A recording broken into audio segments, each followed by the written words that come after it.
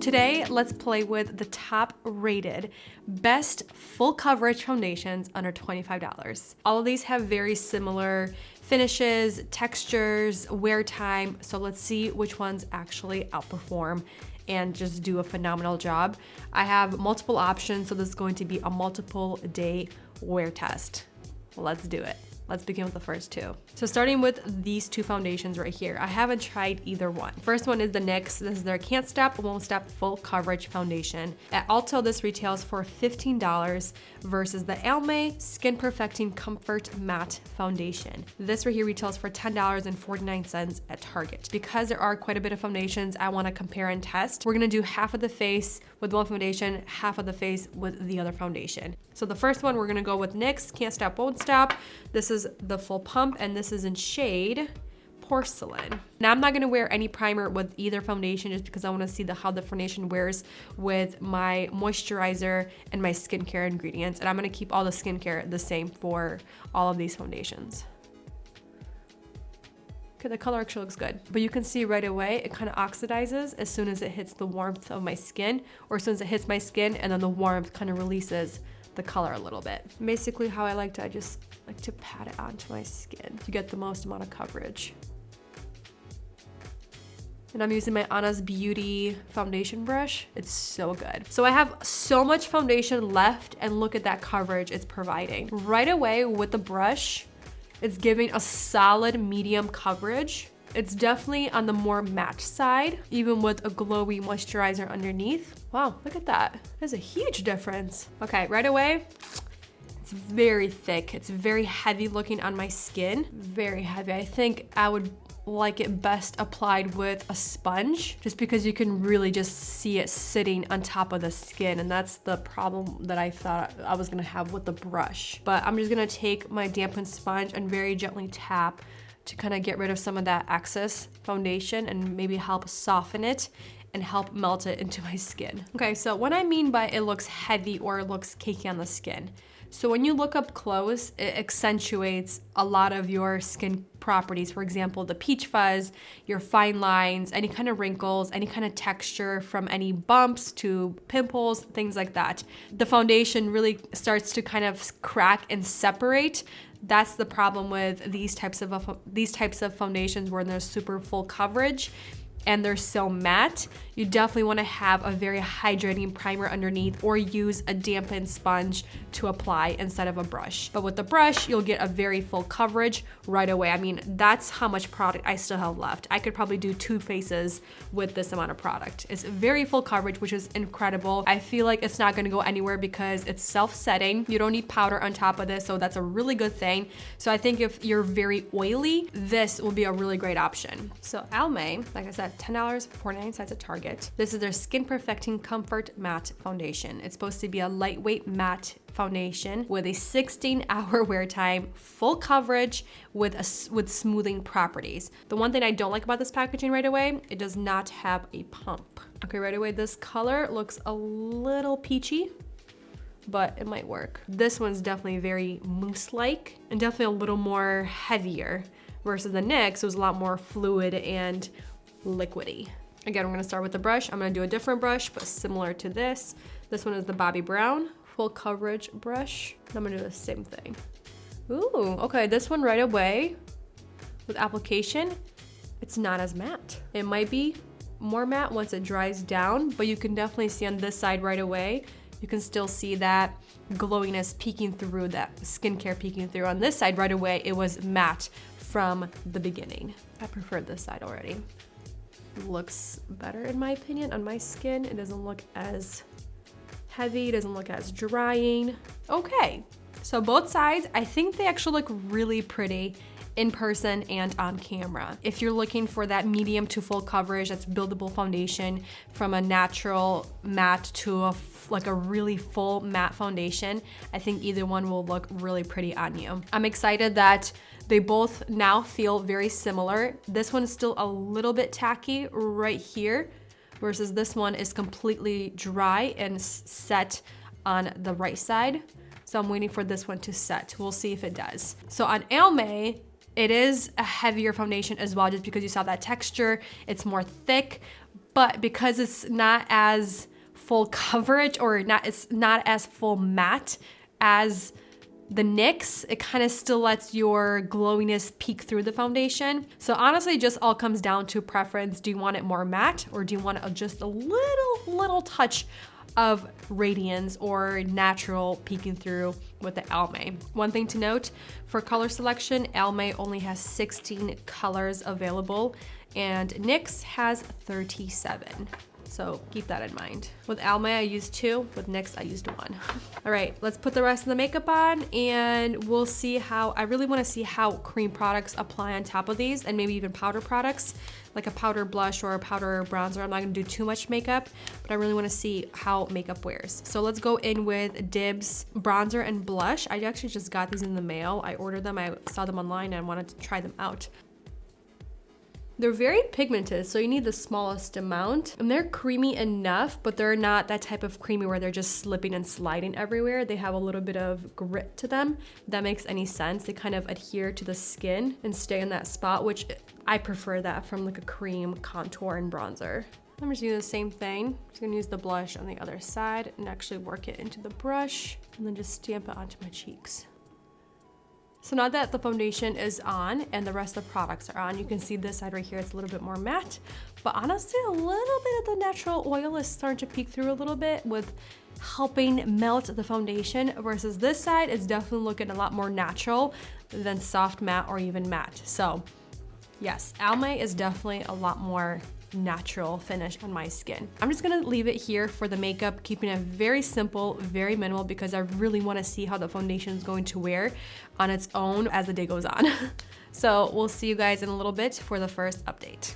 So I came outside to do the update. So I'm sitting in front of the white garage to give me extra light because there's so many trees around here. When you look up close, the NYX actually looks better. I liked this one at first, but let me tell you why. The NYX side, the pores are actually really softly diffused. They look somewhat blurred, which I am really kind of shocked about, versus this side, the pores, they're getting a little bit enlarged. So like right here, I mean, it looks beautiful, like that glow from within, but then this side, the pores look a little more soft. Like everything looks more soft. It's just, I'm actually really impressed with the way my skin is looking.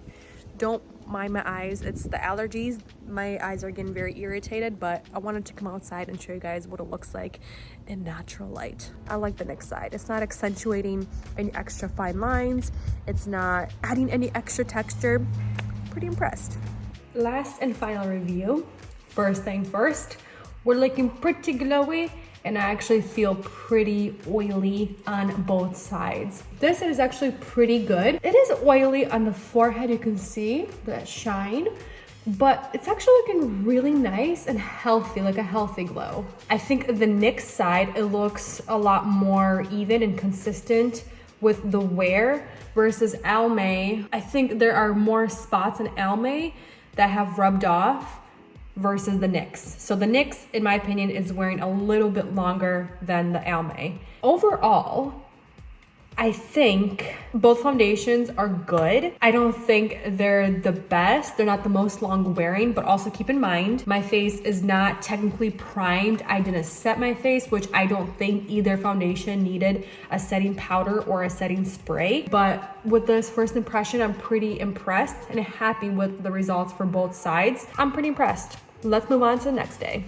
Today's foundations are these two. This first one is by Juvia's Place, and this is their I Am Magic Velvety Matte Foundation versus the L'Oreal, their Infallible Pro Matte Foundation. So starting with the Juvia's, this right here retails for $22 online. So this foundation, it's supposed to be very lightweight, but with very full coverage that's supposed to last all day long. That's never supposed to be cakey, and it has that second-like velvety skin finish, which sounds incredible. And then the L'Oreal, this right here retails for $12.99. It's supposed to be also a very air light texture, with a matte finish, a full coverage, and it's supposed to last up to 24 hours. I am gonna apply both of these with the dampened sponge just because of that texture. It's a very thick paste-like. We're gonna start with the Juvia's Place. I'm gonna take 730, which is Isla, for very light skin with very cool undertones. And again, we're gonna do the same exact no primer with the same skincare as yesterday. You can see the texture. It's very paste-like, so very, very thick. This actually might be too light for me. And it's definitely pulling a little bit yellow. Dampen sponge and start applying this. You can see right away, very full coverage. Like this is a solid medium to full already. And it's very creamy, even though it does have that paste-like texture. But it's very creamy, and I think it blends in really well with a sponge, a dampened sponge, to really help create that fluidity to blend in. Okay, with the amount that I applied, it's a really good solid medium to full coverage. You can see the finish, it has that very soft velvety finish. It's not completely flat. I don't look one-dimensional. A little bit of that glow is still peeking through. The one thing I will say, the colors, it's a little bit off, but that's what happens when you buy stuff online. I will say up close, it's not sticking to any dry patches. That's really good. I can see my peach fuzz, but it's not extremely exaggerated. It looks really good, and that's why I like applying this with a dampened sponge. Okay, let's move on to L'Oreal Infallible Pro Matte. So you can see the texture right away. It's definitely a lot more whipped-like. It's not as paste-like, but it's still pretty thick. This color is a little bit better. It's a lot more neutral. It's not as yellow. Again, dampened black sponge or just a dampened beauty sponge, and work that right onto my face. You can see the color right away oxidizes. That's my biggest gripe with this foundation. Let's take the lighter shade, 101, help neutralize that. Because this texture is a lot more air, what do they call it? It's called Air Light Formula in comparison to the Juvia's Place. It's a little easier to blend with a sponge, even your fingers. But I do find you have to use a little bit more product to get the same coverage as the Juvia's Place. And because you need more product to get more full coverage, it looks a little heavier. Juvia's Place already looks so much better in my opinion. It's not as heavy looking. It's not exaggerating the texture of my skin. Even the peach fuzz looks really good on Juvia's side. All right, so I'm gonna apply concealer, bronzer, blush, and lip product, and I'll be right back. All right, makeup is on, and now that it looks like everything has time to sit, especially the foundation, everything still looks like a really soft, velvety, second skin-like finish. A little bit of a glow coming through, which I really, really like, but I will say the Juvia's Place side looks really good. I like the way it's looking in comparison to the L'Oreal. The L'Oreal is a little bit more textured and a little heavier looking. Another true test, how are they both going to wear throughout the day? Face is still looking really good. Not looking extra shiny. It feels really nice too. It doesn't feel too drying, but I'm just happy that it's starting to like melt more with my skin, both sides of the face. Still looking pretty good. Several hours after the first update. Not bad. Looking a little glowy, but it doesn't feel oily, so that's a really good thing. And it seems like the makeup now has really melted in. What do you think? Well, yeah, that side looks more melted. This side doesn't look like it's melted in. This one feels and looks really good, versus this one, you can still see it looks kind of patchy, and it looks really cracked and heavy, especially right here. On this side, it looks pretty good. Really impressed with Juvia's versus the L'Oreal. This is what we're looking like. I think we are roughly 12 to 13 hours with the makeup. I think I still look a lot lighter on the Juvia's Place versus the L'Oreal Infallible. From here, I can still see the discoloration in some spots where it really oxidized. Versus on this side, it's a little bit more even in color and wear and the way the skin, the way the texture looks. On the forehead, we're looking pretty oily on both sides. It's actually pretty even on the forehead. And I'm touching it and it feels oily as well. I definitely will say not one is more oily than the other. I think the pores look better on the Juvia side on this side right here. So, and overall, in my opinion, the Juvia's applied better, it wore better, and it looks better at the end of the day. I'm gonna leave it here, and I will see you guys tomorrow. So the last two full coverage foundations are these two right here. The first one is by Maybelline. I believe this is a new one. This is their Super Stay Active Wear Foundation. Depends what retailer. It retails for, where are we? $10.99. So it's supposed to be full coverage. It's supposed to have a light as air texture and feel on the skin, so very breathable. Up to 30-hour wear time, which is insane. It's transfer resistant, has a seamless matte finish. So I'm excited for this. Excited, very, very excited. Next is the Milani, the Conceal and Perfect 2-in-1 foundation. This has been my collection for quite some time. I like it, but I don't love it. It's $10.99 depending from which retailer. So it's supposed to be a medium to full coverage. It has a natural matte finish. Supposed to be very long wearing, sweat and waterproof, and it has 24 shades available. So both of these, 24 shades. Okay, so I only have one shade for the Maybelline. They had this one that was the closest to my skin tone available, and that's the shade 112 Natural Ivory, and it actually looks pretty good in the bottle. That's one pump. It's pretty thick, but when you feel it, it does have that more of a mousse texture. It feels pretty light, but it is quite thick. You can see that pigment and coverage. So Maybelline on this side. It's blending out really well with a sponge, and right away it dries down to a matte finish. And it looks like it is oxidizing a little bit, but look at that.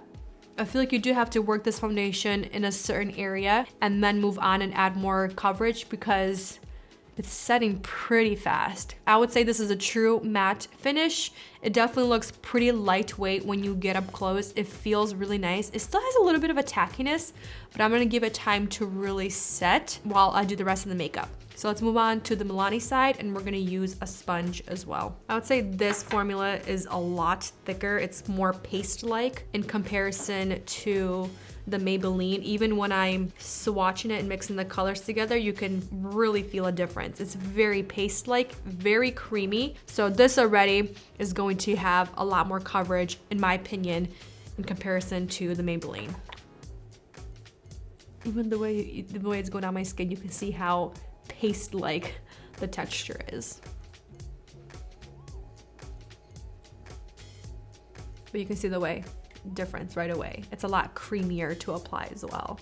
It doesn't set right away. So much easier to blend and work with. Okay, so now that both sides are on, you can really see the difference in finish and texture. This right here, Maybelline, it's definitely more on the matte side. It's a little bit more one-dimensional versus this side with the Milani. It's definitely a truer, natural, soft matte finish. It's a little more tacky on the Milani side, but the Maybelline, it's already setting to a really nice, soft, powdery feel. So that's good. That's kind of what we want with these types of foundations, especially the full coverage ones. Let's move on to the rest of the face. I'm gonna finish up. We'll come back and see what everything looks like.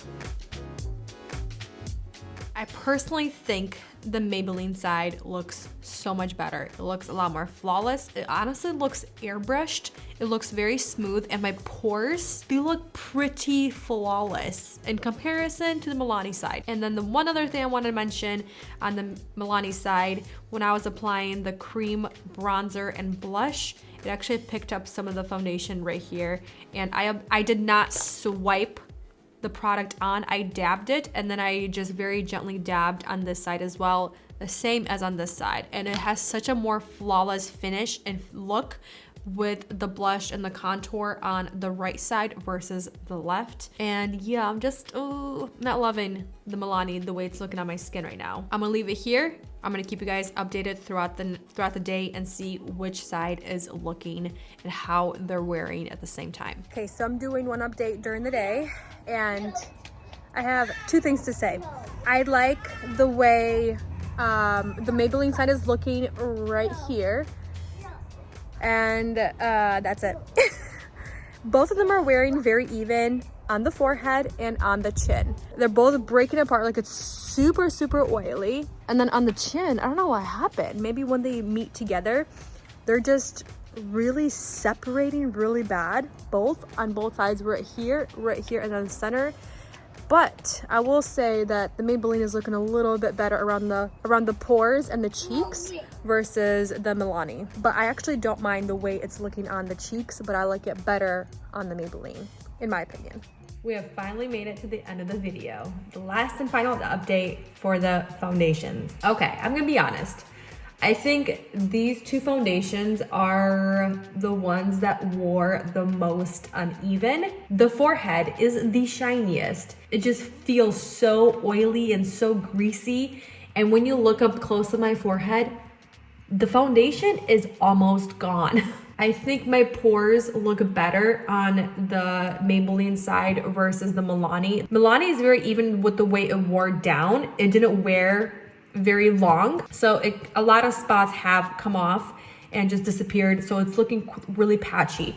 But on this side, if I just did this actually looks still pretty good. You can still see the blush, you can still see the contour, which I'm pretty happy about. But yeah, I think these two foundations out of the 6 were the worst, which kind of is shocking because Maybelline has the highest claims when it comes to the lifespan for the day. It says up to 30 hours, which is insane. So overall, all of the foundations have their pluses and minuses. I really wanted to stick to that price point, not expensive and not too cheap either.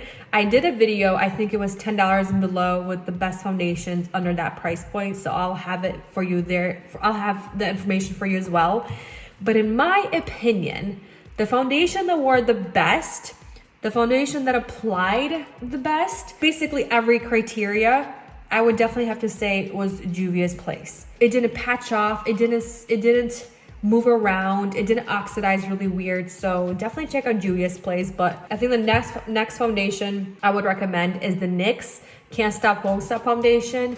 And then I really like the Almay as well. I'm gonna end the video here. Thank you for joining me along, testing out these 6 foundations, some that I have tested and some that I haven't.